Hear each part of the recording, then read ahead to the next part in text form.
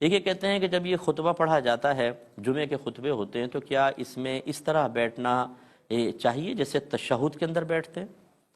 دیکھیں ایسا نہیں ہے، نبی کریم صلی اللہ علیہ وسلم نے کسی خاص حیت کی طرف اشارہ نہیں فرمایا ہے، بلکہ اصل میں خطبے جو ہوتے تھے سرکار نے جو فرمائے وہ دو تقریریں تھیں۔ پہلے سرکار ایک وعظ فرماتے، صحابہ کرام حلقہ بنا لیتے، قریب قریب آ جاتے، پھر سرکار بیٹھتے، پھر کھڑے ہوتے، پھر دوسرا وعظ فرماتے، اس کے بعد فرماتے اب صفحے بنا لے، تو وہ تتر بتر ہو جاتے، یعنی ہٹ جاتے، اور پھر وہ جلدی جلدی صفحے قائم ہو جاتی۔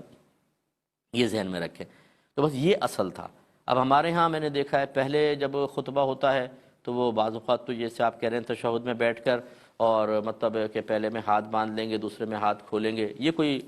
سنت کا طریقہ نہیں ہے۔ اور نکاح کے خطبے کے بھئی ویسے ہی ادب اور احترام ہے جیسے جمعے کے خطبے کا احترام ہے۔ اور یہ جو میں نے بھی کہا جمعے میں اگر لوگ اس طرح بیٹھ رہے ہیں ان کو منع بھی نہ کریں، لیکن یہ کوئی سنت واجب نہیں ہے، جس طرح چاہیں آپ بیٹھ سکتے ہیں۔ اب چونکہ ہمارے پروگرام کا وقت تقریباً ختم ہو رہا ہے، اپنے میزبان کو